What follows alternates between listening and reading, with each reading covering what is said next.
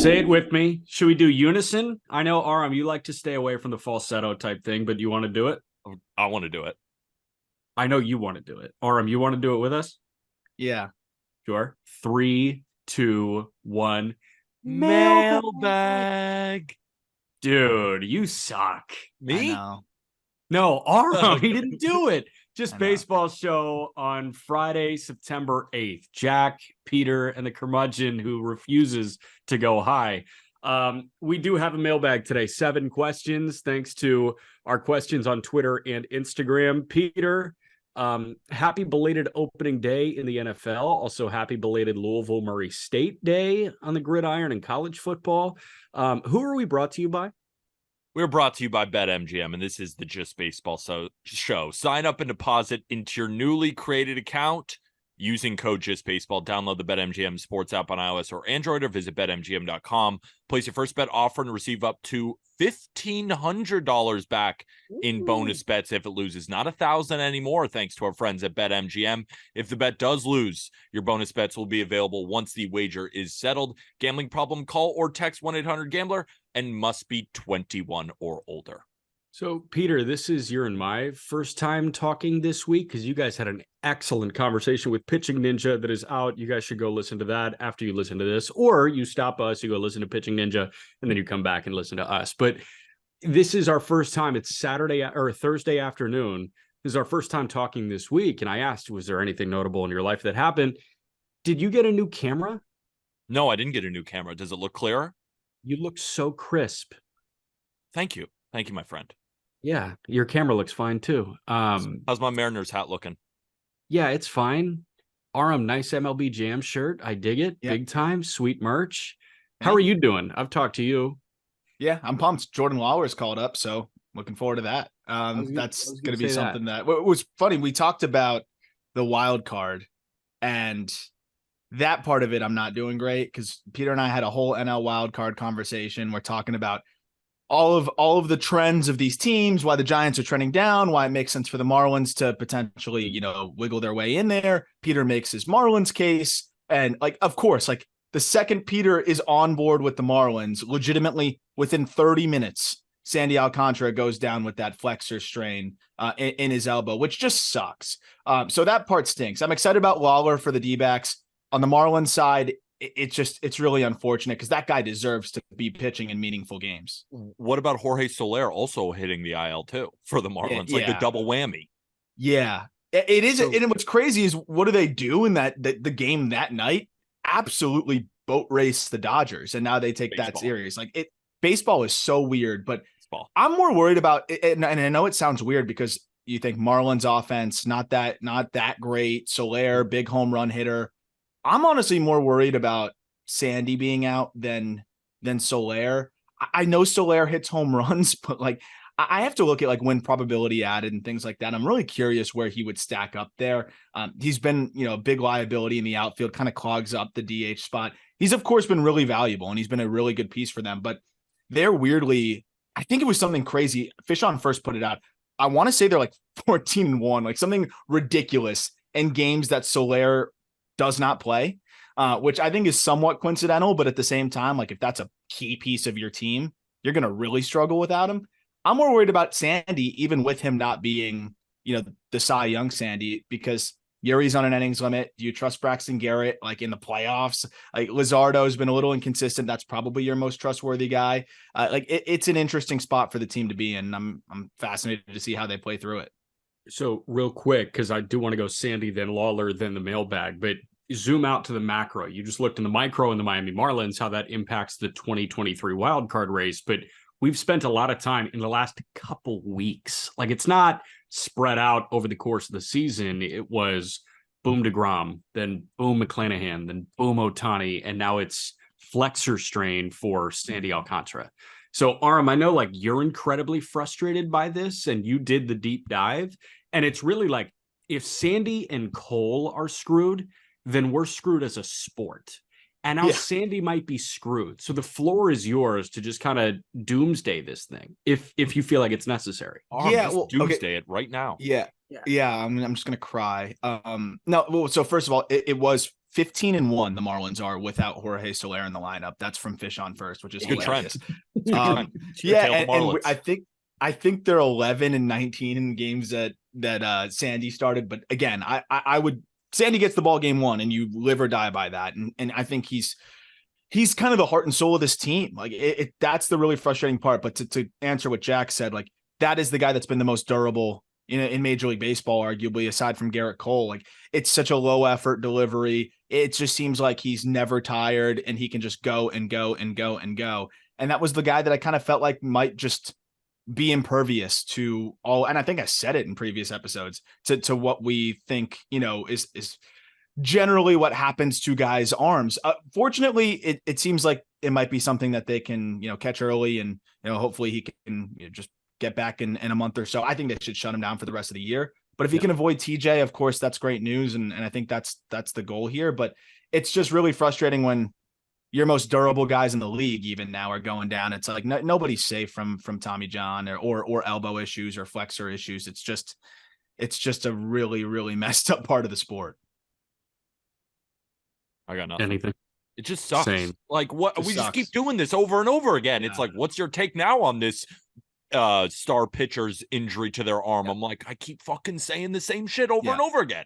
That's what I was going to say. I was like, I could just regurgitate the same shit I said about McClanahan, but I don't really want to because or Ohtani or DeGrom or even Eovaldi, who's back now and then just got boat raced by the Astros. It just keeps happening over and over again, and I'm just sick of it.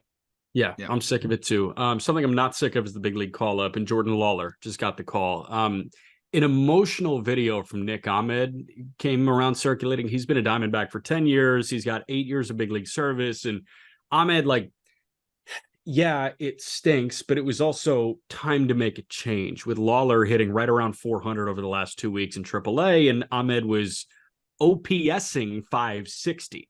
Like, it wasn't good. He had a 260 OBP at a 300 slug, a 303 slug. So, like, there needed to be a change made. Ahmed, I texted you guys last night, like, sneaky backdoor to 8 years of big league service, because this guy has a career 664 OPS. Like, he's been fully not good offensively, but we know he's like the Austin Hedges of shortstops. Yeah, like he hangs around, and he won 2 Gold Gloves in the late 2010s, so it works, and that bought him some more years. That sucked to see an emotional Nick Ahmed, because that guy actually has been a mainstay in Arizona since 2014 when he debuted. But time to make a change, and they are getting, armed by your count, a top 10 prospect in the game, top 5 prospect. Top 5. And I think they're using him in a perfect situation here, where I think they've pretty much said going out that he's going to predominantly play against left-handed pitching. And what he's going to do is start at shortstop, give you speed, give you really good defense there. And he punishes left-handed pitching. And that's why I think it's a quick bump for him. And I do think like he'll struggle a little bit against hard throwing righties if they put him in that situation, but it seems like he'll predominantly be going against lefties. And since the start of the 2022 season, so we have now 196 plate appearances to work with here with Jordan Lawler against left-handed pitching, 373, 469, 708 slash line. I mean, that's just insane. He's with the ISO of 335. So this dude's just crushing balls and consistently hitting lefties. And I think that's going to translate to the big leagues as well and give them a really nice boost. I'm curious, Aram, you've been doing this for a while, and you were big on the Corbin Carroll train early, both Diamondbacks prospects. You ranked Corbin Carroll number 1 overall, and Jordan Lawler ranked number 4. Like, when you're evaluating both of these guys, like Corbin Carroll hit the ground running so quickly, kind of what separates them two? Because maybe Jordan Lawler won't be the instant kind of 135 WRC plus as soon as he gets called up, then wins Rookie of the Year. But what's the gap between those two? That's actually a great question. And I think the craziest thing is it's rare. Thank you very much. Impact, as crazy as it sounds, like Lawler hits the ball in the air consistently, which allows him to tap into game power. But remember, like the home runs in the Texas League and in AAA and the PCL, like ball carries out there. I think he'll still be able to hit for above average power, but people really were sleeping in the minor leagues on what Corbin Carroll could do in terms of like exit velocities. His 90th percentile exit velocity was like 106 miles an hour. Like you just don't see that from guys of that size. Lawler's is more like 102. And I would say that Corbin has slightly better contact skills, but Lawler is extremely patient. So they have some similarities in terms of the athleticism. I don't think that he's going to be able to like impact the game quite as much because, again, Corbin just hits the living crap out of the ball. But this is still a guy that I think is going to be able to contribute in several ways, even if he's not raking right out of the gate, which is, I think they looked at Nick Ahmed and you feel like you put Lawler against lefties, you're going to get more value with Lawler than what you were getting from Nick Ahmed at this point. Real quick interjection here, and just to kind of wrap that, like if Lawler plays short against lefties and against righty, it's Perdomo at short. Geraldo Perdomo against left-handed pitching, 635 OPS. Against right-handed pitching, a 780 OPS. That's a good platoon. So it's a best of both worlds. It's a great platoon as you're in the hunt for a wild card berth. Wow. All-star Geraldo Perdomo. All-star. Fever dream all-star Geraldo. Forgot he existed, honestly, over the last couple months. They've had, okay. Can I give you OPS by month real quick for Perdomo? 1082 OPS in April, 676 in May, 755 in June, 682 in July, 663 in August, 542 in September. It's not an ideal April graph. Merchant. It's not an ideal He literally graph. wrote, if you put up Geraldo Perdomo on like a graph, and it's just he wrote April. He just wrote April to an all-star. April Merchant. Real quick aside before we get into the mailbag here, I texted you guys after Corbin Carroll hit his 24th homer of the year, and you said like people were sleeping on the damage he could do in the exit velo department. The Diamondbacks broadcast after he hit his 24th home run this year said, "Yeah, for a little guy, he's got some juice." Come on, like, can we stop? Yeah. Like you see Jose Altuve and you're talking about little guys, like it doesn't watching matter him about all the height. year, bro. Like, Yeah. This is what he does. that comment did feel like it was kind of their first time in the booth. Like, woo, look at this little man. Yeah, When this in reality, is game 125, Bubba. Like, come on. Yeah, I mean, this guy's hitting balls 114 miles an hour. That was a surprise. That was a surprising call. I can't lie, but I mean, this guy's at 12 batted balls over 110 this year. Like, he's also not like 5'4". He's not Altuve, like Peter said. He's 5'9". Like, it's an average male. It's slightly above average male. He's a muscle. And then athletically, there's nothing average about him. It's a good point. What if on the broadcast they were just like, look at that average male. Look at how hard he just hit the ball. Look at that average guy. Yeah. Look at generic dude. Is that more demeaning? Saying, look at that average guy over that. Honestly, little man? no. Which is the craziest part. I think that almost puts it in perspective. Like it's less demeaning. Look at that average. Look at that just generic dude. Yeah. All right. Mailbag. We've got, let's see, I think 3 questions from Twitter or X, and then 4 questions from Instagram. Thank you guys so much. Again, we always get solid, feedback and so many good questions being asked in these replies when we do put out the mailbag. But very simple one from @CarterKW11 on X. Who/what killed the Rangers? LOL. It's a great question. I love the LOL. I love the LOL because the Rangers, I mean, dude, they are slipping and sliding right now. As we stand at this very moment, the Texas Rangers in the American League West, they are 3 games back of the division leader in Houston, Seattle a game back of the Astros, but the Rangers lost 3 in a row. They've dropped 7 of 10. I mean, they're just sputtering right now. Like, I guess they're getting hurt, but they're getting some guys back. What's done them in? I think what killed the Rangers is exactly what made them so good at the beginning of the season. And what made them so good at the beginning of the season was the bottom of the lineup. The bullpen was producing, and they were getting good starts from guys like Dane Dunning and Martin Perez to the back end of the rotation. With the Rangers, the key players have been good all season long. Corey Seager is just having an historic season for a shortstop. Adolis Garcia is still driving in runs. Nathaniel Lowe is doing his thing, and Marcus Semien is the rock at the top of the lineup. But when you look at Josh Young going down, you look at Jonah Heim dealing with injuries. But really, for me, it's 7, 8, 9. Guys like Travis Jankowski, Leody Taveras, Ezekiel Duran. They were playing at an all-star caliber level at the beginning of the season, and then in the second half, when we've seen the Rangers kind of tailspin, they have looked non-existent. But then even on those games that they are producing at the back end of the lineup, they get a lead, and then it looks like the single worst bullpen I have ever seen. So it's like, if Nate Eovaldi, if Max Scherzer, which they haven't been, at least in their last couple starts, like, give them those great outings, it's done, right? Jordan Montgomery gives them a good outing, bullpen blows it. It's like everything that was working. The bullpen was good. The bottom of the lineup was great. Now the bullpen's been terrible. The bottom of the lineup has been terrible. And their stars aren't just doing so incredibly that they can overcome that. Everything that made them good at the beginning of the year has fully regressed. And now they look like a team who is on the outside looking in and might not even make the playoffs. Well, and now Adoli's going down. You know, we don't know what the severity of the injury is, but it doesn't look good. And that was really tough to see. Like, that's a guy that just loves to play baseball. Clearly, you could just see how pissed he was, just smacking the turf or smacking the warning track when he kind of started to realize how hurt he might be. Like, that stinks. He was jumping up at the wall, buckled his knee. And as Peter mentioned, yes, the bullpen, you know, and I'll highlight how bad it's been of late in a second here. That's definitely been reason number one why they've fallen off. But two is, like, you can overcome some of the pitching concerns when you have the longest lineup in baseball. Like, they had the stars, but like Peter said, they had length. It was 1 through 9. It was everybody was hitting. And now it shortens because of injury, some guys regressing, and all of a sudden it's, you know, a top heavy lineup. And then you look at the bullpen, and in the second half, in terms of FWAR, there's no bullpen worse. Negative 1.8 FWAR. Is the Texas Rangers. They have a 5.74 ERA, 5.74 FIP.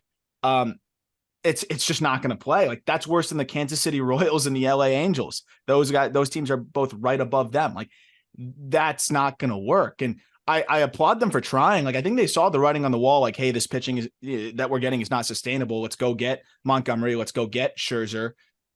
Let's go get Chapman early. But I don't know, man. I think maybe they also still kind of felt like they had a little bit more than they did with some of those pitchers and the way they were performing in the first half. You know, they could use Cole Reagans.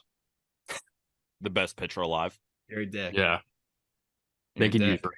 I am a dick. Another segment on Cole Reagans. I feel like we've only talked about him on every episode, and it hasn't gone long enough. We're running like a 5 Cole Reagans streak. I'm like being sarcastic, but I'm so obsessed with this guy. Every single fit day, I'm turning on the TV, and I know it's a Royals game, and there might be other games with playoff implications, but I'm watching that man go to work. I thought the Hamels delivery comp was awesome. Yeah. That looked so identical. But yeah, just to like point to some exact numbers, in the month of September, Semien has been great, a 1054 OPS in his first 8 games. Seager been good, OPS in the mid 800s. But Josh H. Smith is 1 for 13. Ezekiel Duran is 1 for 11. Nathaniel Lowe 3 for 23 with 8 punch outs.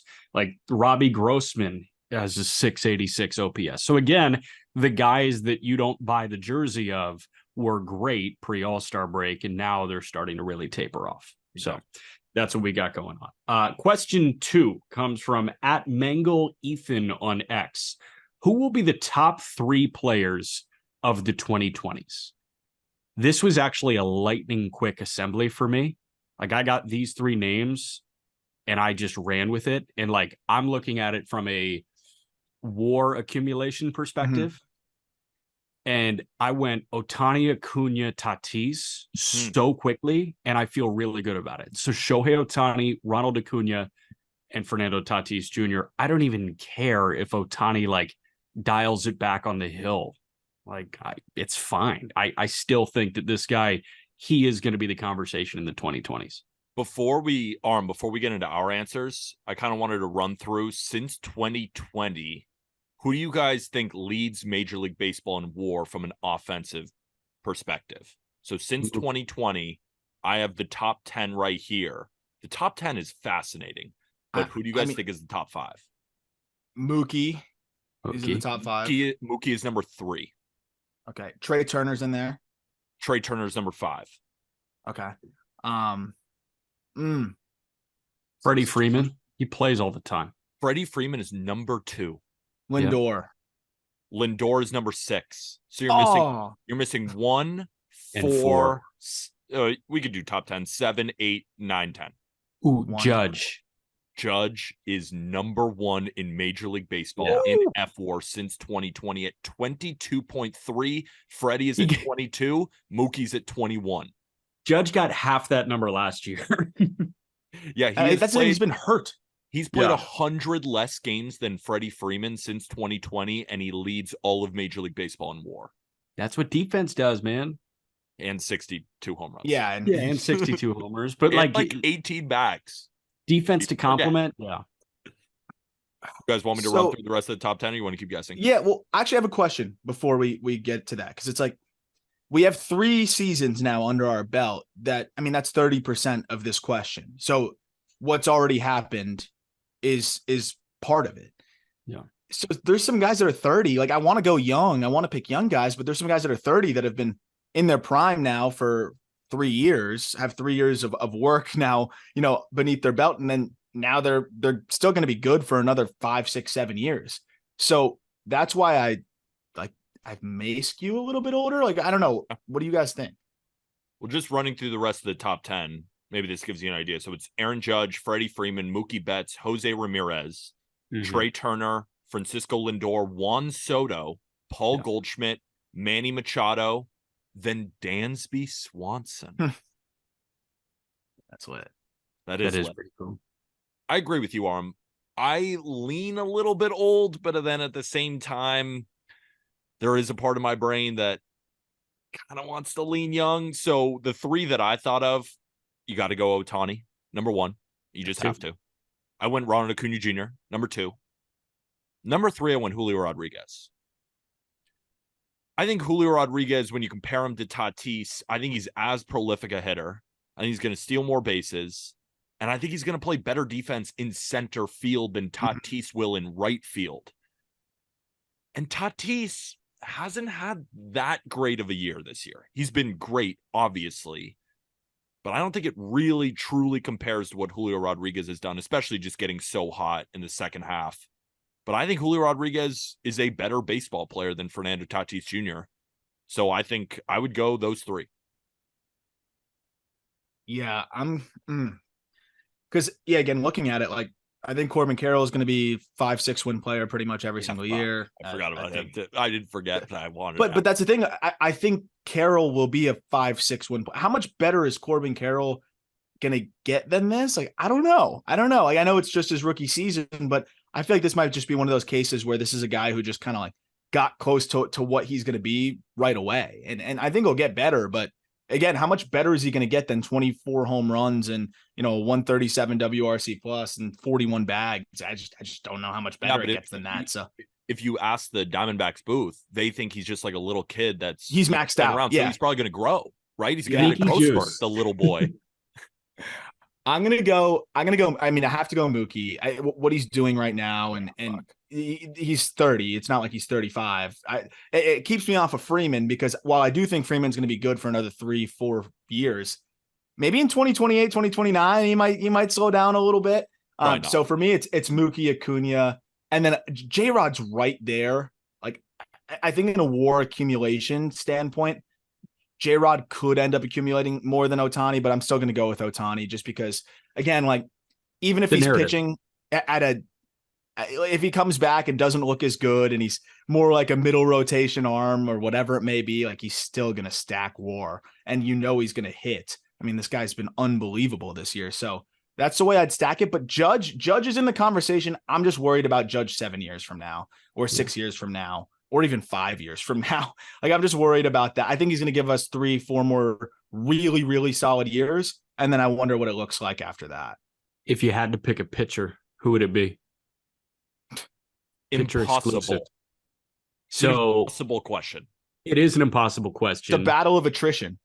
I'm going to say Strider. I think he's going to lead the decade in punch outs by a wide margin. Yeah.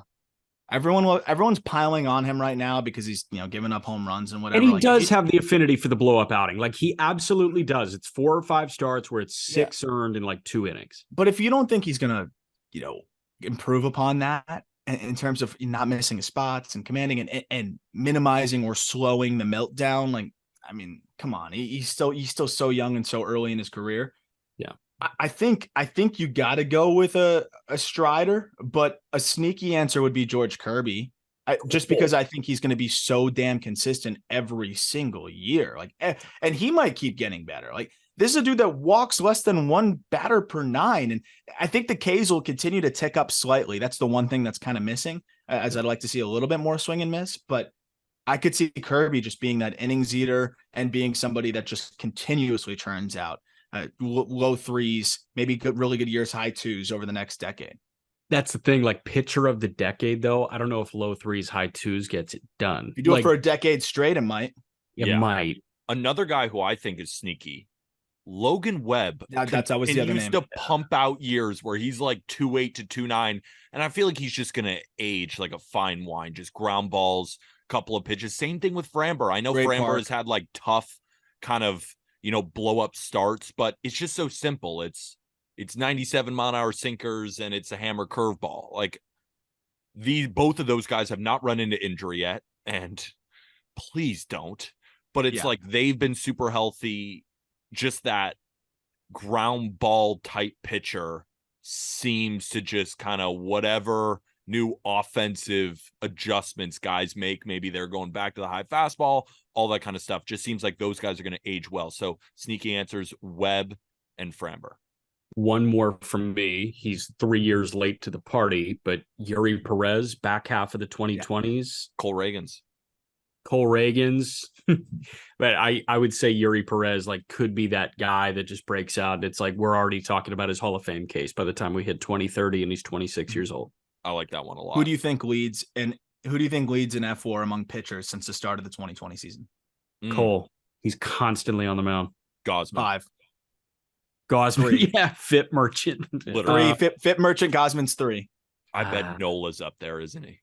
4. Fit Merchant number 2. Yeah. Maybe number 1. Wheeler. 1. Bang. Wow. And then 2 you should don't overthink 2. Burns. Yep. Yeah. Bang. Good job. Scherzer at 6, Sandy at 7, Luis Castillo at 8, Logan Webb at 9, which is pretty crazy. Yu Darvish at 10. Yeah.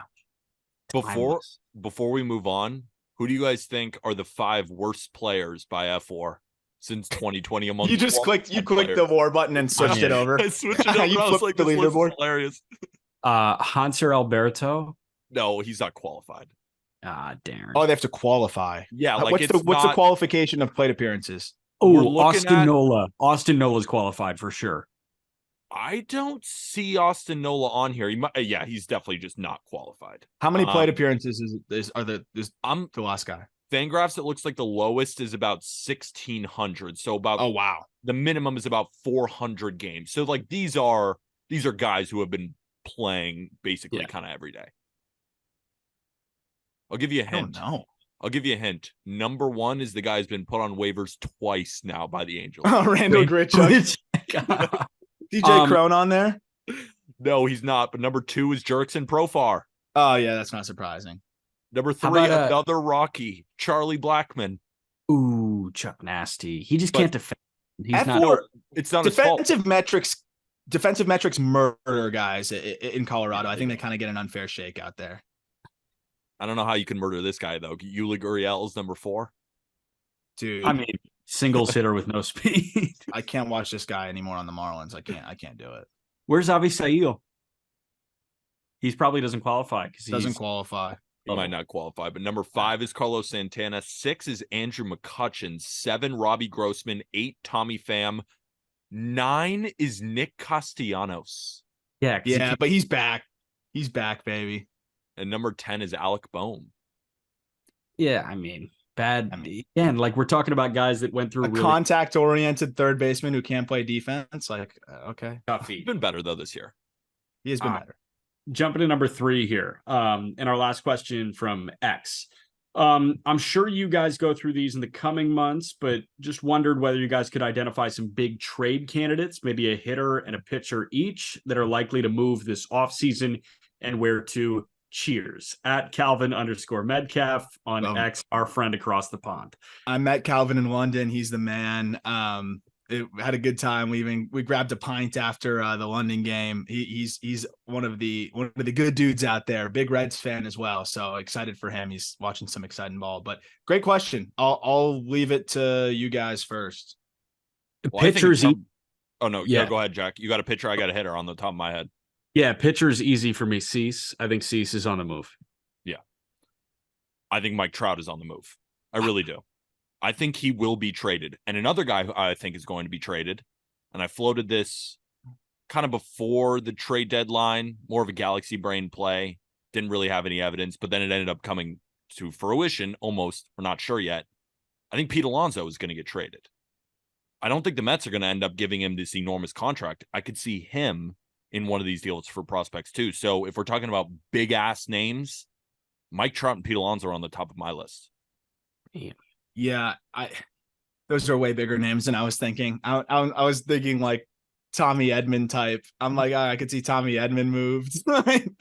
But no, I think Trout. I think we could either see it go one of two ways. One, I think it absolutely could happen. Two, I think it could be one of those things where they squash it immediately, and I don't think there's no in between. But he should consider it. I think the Angels should consider it. So I could see that. I think Alonso and kind of the rumblings that we've already seen and iterations of trades that were already discussed. We mentioned on the show at some point. You don't do that with a guy that you're very, very keen on extending. Like clearly they don't see the value in paying a first baseman of his type, I guess. I don't know. I find it surprising. He's the heart and soul of that fan base, at least, even if he's not a leader in the clubhouse. I don't know if he is or not, but clearly they haven't made him the captain. They haven't done any of those things that, procedurally, I know some Mets fans have pushed for. I don't know, Jack, who do you have? I mean, Cease was the name that immediately jumped to mind. I've got another pitcher jumping to mind for some reason. Like Alonso is the hitter that I think. But the other pitcher is Corbin Burns. And I feel like we forget that he lost his arbitration case this past offseason, and he was publicly pissed off about that. And if we know anything about the Milwaukee Brewers, winning doesn't mean much to them retaining stars. Look at Hader last year when they were in a divisional hunt.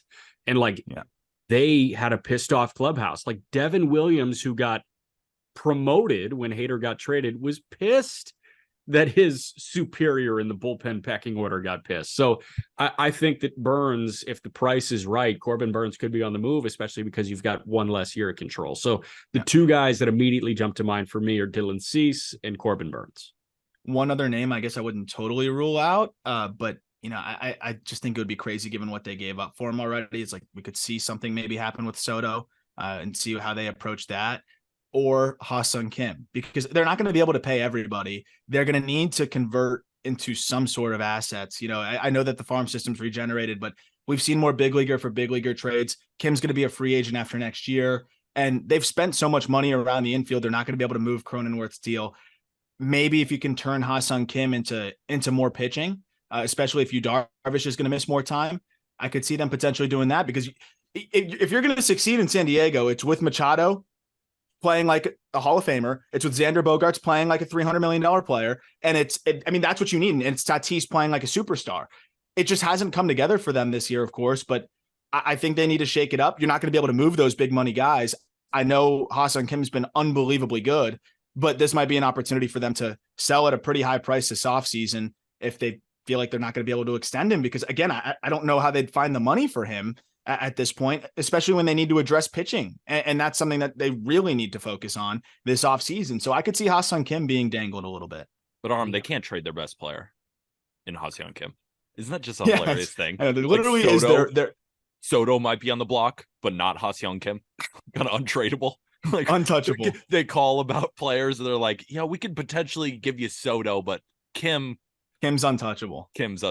Another name, I still think the Guardians could end up trading Shane Bieber, right? Yeah, especially with the emergence Yeah, of Gavin Williams, of Logan Allen, of Tanner Bybee. You got Cal, you got Tristan McKenzie. So you got 5 there, and then they're going to probably continue to bring guys up. Bieber could end up being expendable. I am so fascinated with what a package for him would look like, because I bet you ask contending teams who rely on stuff plus models like we were talking about with Lance, Bieber is not one of those guys, but he's been extremely durable sometimes, if that makes sense, because he has these 200 inning type seasons, and then this season he's been injured. So it's like when he's healthy, he's going to give you a full 200, where some other guys, when they're fully healthy, they're going to give you 170. But if Bieber gets hurt, it's that's a tough it's weird. One it's like for Bieber, me, but I could see it. I feel like he's like injury prone, but Exactly. also not. Like his stuff is like diminished, and But he's not. getting outs, and he gets out there and he pitches with diminished stuff and gets out. So it's like, we'll see how he comes back. I'm worried if he's down another tick, it could be really hard to be able to get anything for him. And I think teams might be a little bit nervous right now, given that he has the history. He's been out, for the whole second half pretty much. And I wouldn't give up much for him. Honestly, it's just too much of a question mark. Couple of Orioles, Austin Hayes, Anthony Santander. They just have so much prospect capital.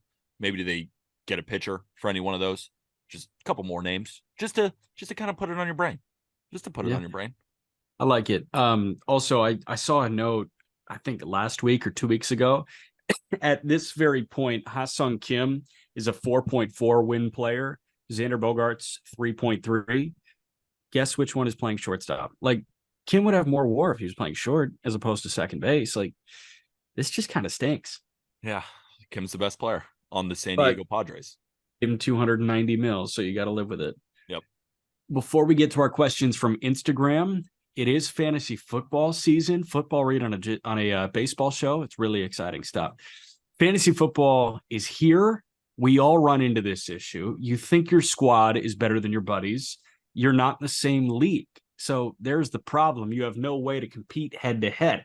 How can you take home bragging rights? Your solution is Verse Gaming. Their unique platform allows you and your friends to sync your fantasy football team directly from ESPN, Yahoo, or Peter's favorite Sleeper and play head-to-head matchups against league mates. Even better, Verse will formulate gambling lines for your specific matchup. So if I'm playing Peter or I'm playing Aram on Verse, I can bet that I'll cover a 4.5 point spread against them. Verse introducing a brand new element to fantasy sports.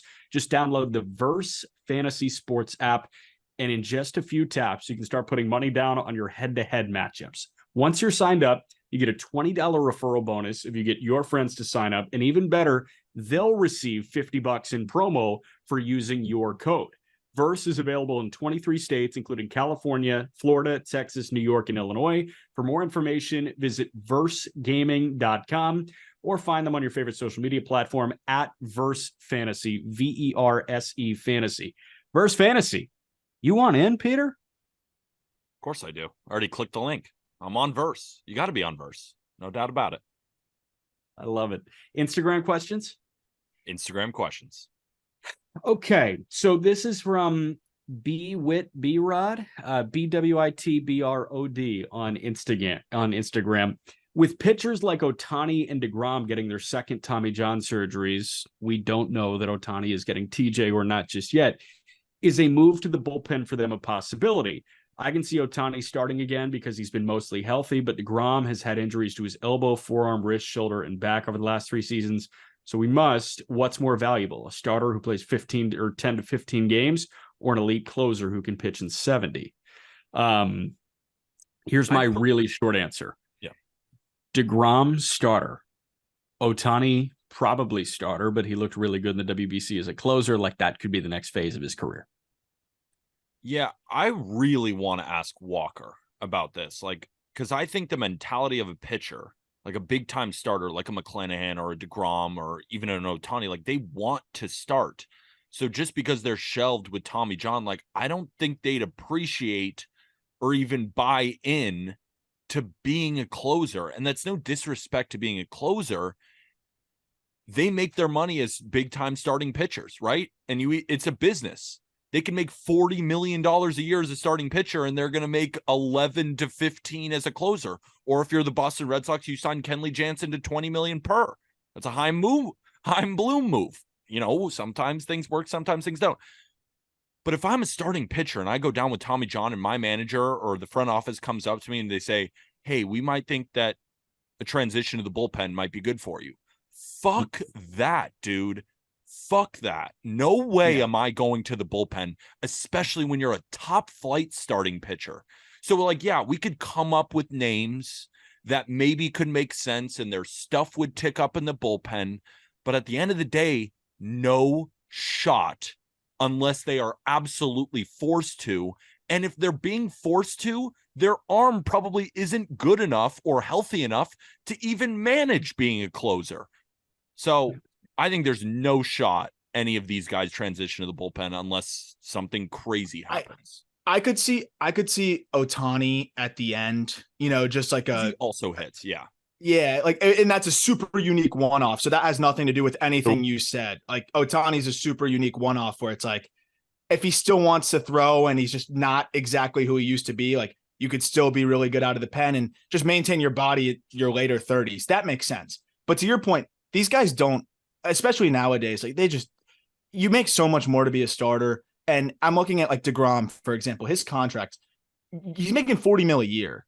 You're not paying a guy $40 million to go to the bullpen. And I understand this question. I think it was a good question because Great a lot question. of people ask it. Super interesting. I think from the outside, like I didn't even really realize how averse some pitchers are. Most aces or frontline guys are to the idea of relieving because of what they've done their whole life until recently. But you look at the contracts for DeGrom. I mean, he has incentives built around pitching. So built around throwing innings. If he throws 160 innings, a 2028 option turns into $37 million. And then that would be a player option instead of a $20 million club option. So there's things like that. He has incentives for the Cy Young. He has incentives for innings pitched. He can make 20 to 30 to 40 to 50 more million dollars based on how he performs. And more importantly, how often he's out there. So somebody like DeGrom, I don't see it happening. You can go highlight the John Smoltz precedent when, after winning the Cy Young in 96, he had a couple banged up years. Then in 2000 makes the move to the bullpen and turns into a phenomenal closer. But Smoltz is a unique guy. He's a guy that I think may have also kind of saw the writing on the wall at 31. And at that point, I don't know, he wasn't the same level of dominant as DeGrom. He was really freaking good, but I don't know. Maybe it's a little bit different. It's also 20 something years ago. So I don't know if the money was that different between starters and relievers at that time. I don't know. I have no idea, but that's the only instance where we have a Cy Young winning starter that has injuries and then makes the move to the bullpen. And again, I think guys would retire before they do that. Yeah. The other thing is, and I don't think guys are going to make their decision on this. They're going to make their decision on what they can bring in financially on an annual basis and also what they're comfortable doing over the course of their career. And there are so many guys that have done both in their life. Check out their career starter reliever splits. They're typically drastically different. Like a starter, if you've got a guy that comes up as a starter, his splits out of the bullpen are miserable because this guy can't gear up for a ball game at 5:00 with a 7:05 first pitch. Yeah. Guys have their day scripted. On start days, they have it scripted from the moment they get out of bed in the morning. And if you have to throw that off, things get out of whack. The other thing that I just want to look at from like a historical perspective, how many relievers are in the Hall of Fame? There's 8 of them. Billy Wagner ain't even in the Hall of Fame yet. It's bullshit. I know. Yeah. So add Billy, 9. Mariano Rivera, Lee Smith, Trevor Hoffman, Goose Gossage, Bruce Sutter, Dennis Eckersley, Raleigh Fingers, Hoyt Wilhelm. In terms of one-inning relievers, Mo, Hoffman, Eckersley started doing it, and I guess Lee Smith too. Yeah. And the last thing I'll say on Smoltz is he went back to starting. Yeah. He relieved for a few years, then he went back to starting because his body felt good. Arm. I was like, he went back then again. Yeah, and that could have been a myriad of things, like just trying to get to those 10 years of service time. I don't know if he was quite there yet, like just trying to stay healthy, or maybe he knew it was going to be temporary, get your body right and go back. Who knows? There's probably a lot more things at hand there, but these guys, it's a pride thing. It's a money thing. It's what you're used to. Because again, to the point of Jack, a lot of these guys that move to the pen or have to come out of the pen in the playoffs or whatever it is, like I know Walker talked about it in one of the episodes. He's like, I was so uncomfortable doing that. Like I wanted to try to help the Dodgers win as a rookie and came out of the pen and it was just really uncomfortable and he struggled. Like it's a different beast for guys. One instance I could see it happening, but I still think it's unlikely. So I'm thinking about pitchers with good stuff who have flash potential as a starter, but overall have not had that great of a career, who are dealing with this type of injury, whether it's Tommy John or shoulder or anything like that. Herman Marquez is like the one name that comes to my mind where it's like, all right, he can touch 100 miles an hour on the mound when he's right. As a starter, doesn't maintain it all that well. He hasn't had this great career as a starter. Could he potentially move back towards the bullpen and be a lockdown closer and potentially end up making more money because the stuff is so good? That's one instance I could see, but at the same time, I don't see that happening. But if it were to happen, he'd be the number one guy who I'd say. He's also not a star. That's the thing. It's like once you're established as a star, it's like, I feel like at that point you die on that hill. Yeah. And you just try to start until you can't anymore. Yeah. I do think Ohtani is the exception to the rule. Yeah. He's just an exception to baseball history. To everything. Like we have no idea. He might just be a pinch runner. Did you know he's fast? Yes, I did. Did you?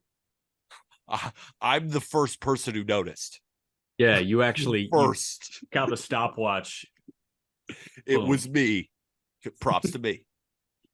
You counted the sprint speed. All right, got an RM question, then I have a Peter question. It feels like this is the RM question from R Garrettson24 on Instagram. Does Jackson Holliday have a legitimate chance of being called up, or will we have to wait until next season to see him in the big leagues? What say you?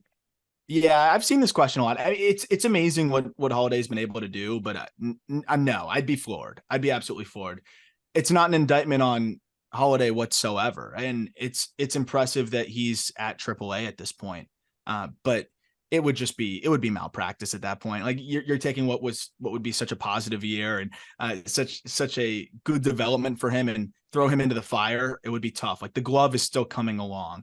He's getting acclimated to AAA so far. First couple games, he's been struggling through the first couple, and I think he'll be fine. I think he's gonna be really good up there. But again, like this is a guy that's 19, still getting used to the glove out there, still filling out physically. And he's a kid. Like he's not a grown man quite yet. Like you look at him comparatively, it's different. He would be entirely overmatched, I think. And even if he, like, we talked about it before, Jack, like, oh yeah, maybe he could fight to a 85, 90 WRC plus, like if everything goes right, if you threw him up there, but he's probably not going to defend that great.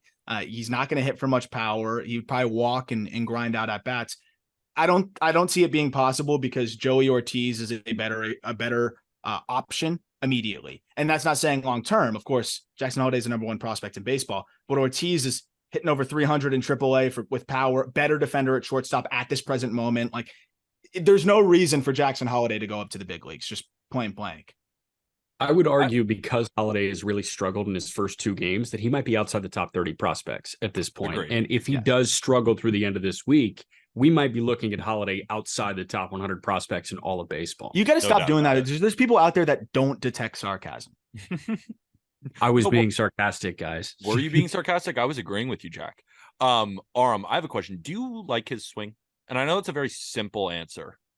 He steps out of the box a lot. Yeah, it's so not a great swing, at least in my opinion. But I'm also kind of an idiot. So yeah, it's a good swing because it works, and like his hands are unbelievable. And that's what really is impressive. The lower half adjustability in terms of like, yeah, he bails out a little bit, but he holds the back hip, and his hands can just get to kind of anything. I think almost on the other side of it, it's like, this is not the most optimized swing in terms of getting every ounce of his power out and every ounce of consistency. And he's still this productive. But to your point, I think that would get exposed a bit more in the big leagues because they would run you two seamers in. They would really try to tie him up because sometimes he can drag through the zone a little bit. That's why you see the higher ground ball rate. I think the swing's going to be money But yeah, he does kind of leave with the front side a little bit, and he still hits the way that he does. That just shows you how talented he is. I'm just watching Daniel Castano spin sliders against him and him stepping outside of the box, and I'm like, come on. Like, these are not even major league pitchers. He is 19, though. And he's also, it's so funny, like, looking at him, he's got a major league body and a 12-year-old face. Yeah. And you could just dream on this kid all day long. But I agree, Arm, if he doesn't have a good, it's Thursday right now, if he's not hitting 300 by Sunday, we got to drop him below Dylan Cruz. Yep. Yeah. Again, sarcasm, everybody.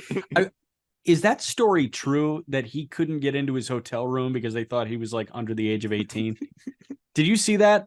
He tried. I would buy it. I would tried checking in. I saw that on Twitter. I thought it was just that was a rumor that just wasn't. It might true. be a troll. A joke. Yeah, I might just be taking the bait right now. But somebody brought that up. It's like, hey, did you see this? And I was like, no, that was from accomplished journalist Dick Licker 420. I follow him too. He's nice. Yeah. That guy, he worked USA Today, right? Yeah, bent over. And huge ass. Huge ass. All right, two more. Peter, this is a you question. Did the rookies save Cashman's job with the Yankees? At Dino 5th Street Gym on Instagram. Have you been to Dino? Quick, that's my guy. That's my guy. I love Dino. South Beach, they got a gym out there. Great place to train. Go check it out. But Dino's the man. He sat next to me on the plane. We just started talking Chicago Cubs. He's a boxing trainer and like trained some high profile folks. He's the man. And I think worked with Muhammad Ali and was Sammy Sosa's bodyguard. Like this guy's lived a life. So I was pumped when I saw the question came in from Dino. So I love the question though. That's all you, Pete. That's a great question. This is a two-parter because talking about Brian Cashman's job, and then we're talking about the rookies. For one, no matter what these rookies do, I don't think he's getting fired or getting extended regardless. Brian Cashman at this point, and Yankee fans, I know it sucks. Because all of us, me included, want this guy gone, right? We have not seen what we expect to see from the New York Yankees. It has been over a decade since the World Series and then some. We're running on a decade and a half. But what Hal Steinbrenner is going to look at is, all right, Brian, this was a tough year. We've had 100-win seasons. We've gone to the ALCS. There doesn't seem to be that same level of George Steinbrenner-esque where it's truly championship or bust. And whether you agree with that or disagree with that, that's what it seems like. Because Brian Cashman was extended through 2026 after the Yankees got swept by the Houston Astros in the ALCS. One bad season is not going to make Hal Steinbrenner fire Brian Cashman. Could they maybe let go of Boone? Maybe. But I still don't think that Boone is going to get traded. I think if we're just comparing, I think. Fired. What did I say? Traded. Yeah, I'm doing my own thoughts right now. But I'll take him in Chicago. Yeah, exactly. Trade him for Tony La Russa. We'll take him back. I don't think that they're going to fire Aaron Boone, but I think Brian Cashman is far less likely to get fired, regardless of what the rookies do in these first couple of weeks. Now, on the rookie side, or you got something before I continue? Well, I was going to say, you know what happened on December 5th of last year? 4-year extension for Brian Cashman. Like, are you going to fire him after year one of a 4-year extension? No. And before you detail the rookies, for me, it seems like they're looking for any reason to keep Cashman around. So for the sake of Dino's question, I do think in some weird way it kind of helps because they're just going to look for any confirmation bias. Yeah. Oh, well, look at the way Dominguez is. Not only did they identify, but develop him. Look at some of these other guys, what they've been able to do there. Like there's a positive trend coming. Like, don't worry. The mistakes are already gone. Donaldson's gone. Like, give him a chance to turn this thing around. And that's what I feel like is going to happen. But I am excited to hear Peter's thoughts on the rookies too. And another thing, Peter, I got to willingly compliment you on the point that Hal is not George. How many times did George fire and rehire Billy Martin? Like a billion? It's a toxic relationship. No, seriously. Like they hired and fired Billy Martin back in, I think, the 70s or 80s, like 4 or 5 times. He was famous for going through managers like nobody's business. Like the fact that Joe Torre lasted as long as he did was amazing. And it's because Joe Torre just routinely churned out championship after championship. But if you went a few years without winning one, George would just completely let you go. This is not the same regime. You hear Hal talk and he likes to say that he's like his father. I don't think he's anything like him from a mannerism standpoint, from an action standpoint. Like, actions speak louder than words. Hal, you can say you're like your dad, but you're not even close. And I think that's why Yankee fans are getting so upset, because it's like nothing ever truly seems to change with this team, even though they keep coming out and saying, we're making all the best moves we can, right? We signed Carlos Rodon, and to their credit, they did sign Carlos Rodon. It's just the problem is a lot of these deals that they brought in have not worked. I am not speaking up for Cashman. I think the Yankees need a complete reset. Just like this entire decade has just been the same consistent heartbreak where it's like they look good, then they falter, and it's the 3 true outcome. But moving on to the rookies, and I'm glad you touched on that, Arm. Like, that was going to be my second part. If those rookies shine through immediately, it would look better on Cashman. The thing is, and it's so early, but I took a 3-week mental health break from watching the Yankees in the August, when I just could not watch this team just trot out the same garbage lineup of the same veterans that we keep seeing every day that just weren't performing. But ever since September 1, when Jason Dominguez called up, Everson Pereira got called up, Austin Wells haven't missed a game.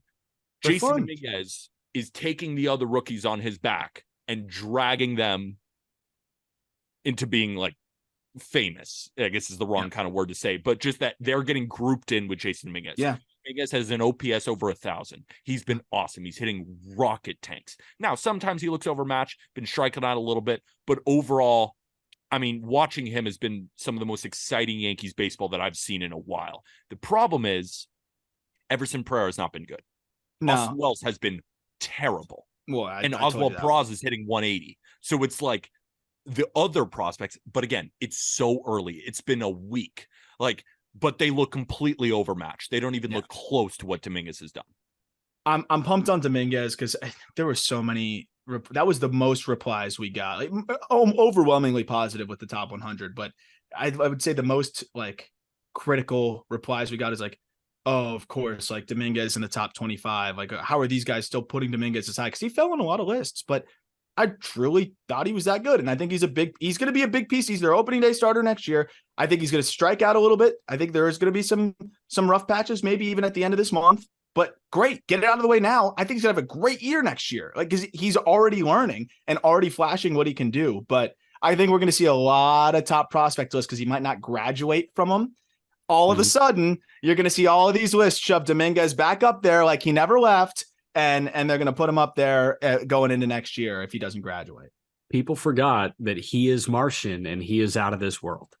Out of this world. And it is, I always just find that funny that he's standing next to Aaron Judge when Dominguez is 5'10", like 200 and something pounds, when Aaron Judge is 6'7", 280. And it's like, which one's the Martian? Oh, he's the shorter guy when Aaron Judge is like faster and hits it harder by a lot. Yeah. Dominguez is just a well-rounded, really solid player. Like, it's so funny. No, he's been extremely fun to watch because you also see the speed in center field. Like, he's not a plus defender yet, but he can get to balls out there. Like, I think he could play center field, which is it's a big ask for a guy that young. He became one of the youngest Yankees to ever hit a home run, right? Like, that's exciting. Pereira, I hope he turns into something good. Yeah, it'll take time, but like that swing does not look good. He just looks completely overmatched. And Wells, not good. Doesn't look good at all. I don't know how else to explain it other than like every single time he comes to the plate, like it looks like he has no shot up there. Yeah. All right. Last one from @Hodgkins Tommy on Instagram. Which players will be the most exciting to watch in the postseason this year? Rapid fire. I have my number one. Mookie or Acuna? Bryce Harper. Bryce Harper. I am locked into every single at-bat of him in the postseason when the lights are on at Citizens Bank and all those scumbag Phillies fans. I love you, Phillies fan, but they're so good. Just screaming. I was just in Philly. Like, these fans. Oh, yeah, they're scumbags, and I love them. They're just going to be shrieking and yelling when Bryce Harper is up. Oh, I cannot wait because the power is back for him. That's my number one by far, honestly. Phillies fans are turning my favorite fan base in baseball. Seriously. You either love them or you hate them. I lean towards love. I love them. I'm trying to think. I mean, the obvious answer, I think, you look at a Ronald Acuna. I mean, just how electric he is and how just how much he brings to the game. That's a no-brainer guy for me that I'm just pumped to see. I could watch that guy hit bombs all day. Mookie's fun, but I don't know if it's like this show-stopping guy you must watch. I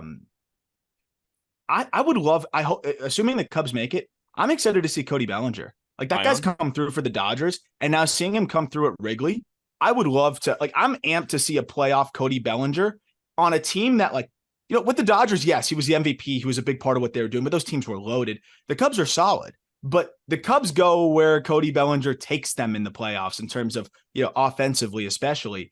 If that guy leads them, you know, and just goes crazy in the playoffs, there's going to be a special legend of Cody Bellinger at Wrigley and in Chicago, and I would love to see that. So 2 Cubs that I actually want to ID quick, because I was going to say Bellinger, but Christopher Morel with the lights on, for some reason, like super sneaky, feels Good like answer. he's going to hit a huge bomb.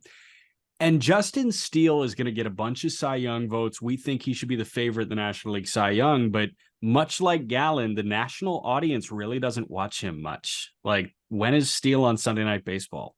Never. Steele could be introduced to a national audience here, and people are going to say, how the hell does 93-94 get people looking that stupid? And I think Steele can be really fun.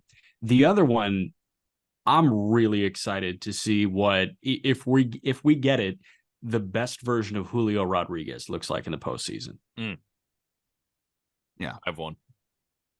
There's a bad man in Houston right now. Jordan's getting hot. He just hit a 420-foot piss missile to center field. They got in on his hands. Like, if he's finally starting to get the power stroke back, that is a dangerous human being to be in the box with the game on the line. Yeah. Jordan is up there for me.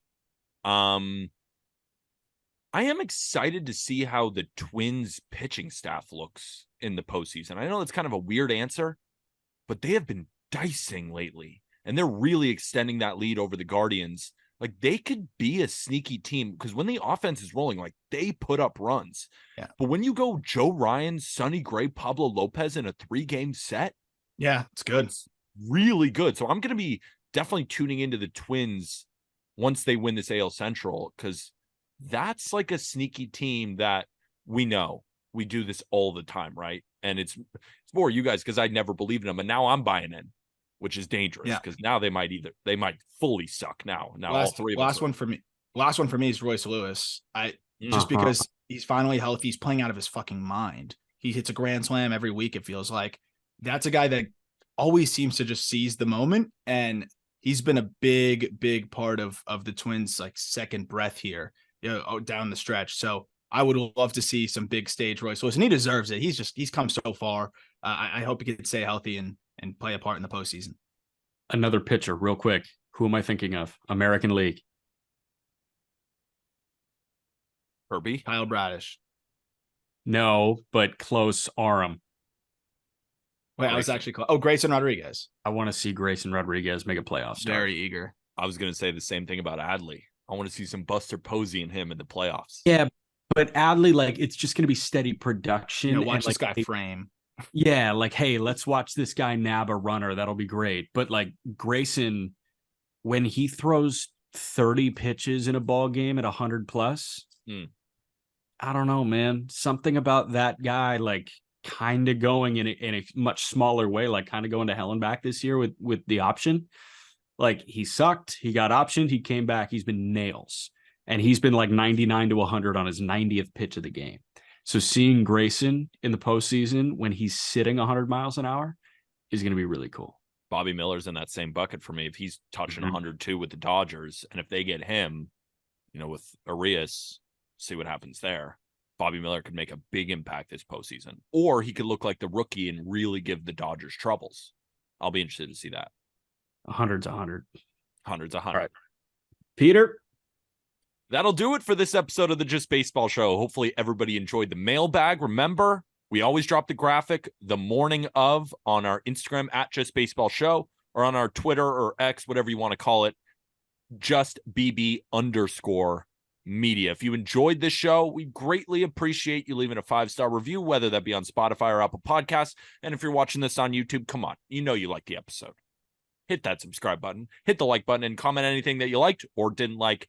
We'll be sure to fix that for future episodes, or just comment stuff that you'd like to see from us. We're always open, especially with these mailbags. Best way to support as well is to get yourself some Just Baseball merch and support our partners, whether that be BetMGM, all you NFL, college football, and still MLB bettors out there. Tons of bonus bets when you use code Just Baseball, and then Verse Gaming for all of our fantasy football fans out there. That's Jack. That's Arm. I'm Peter. We'll be back on Monday. And with that, thank you, everybody.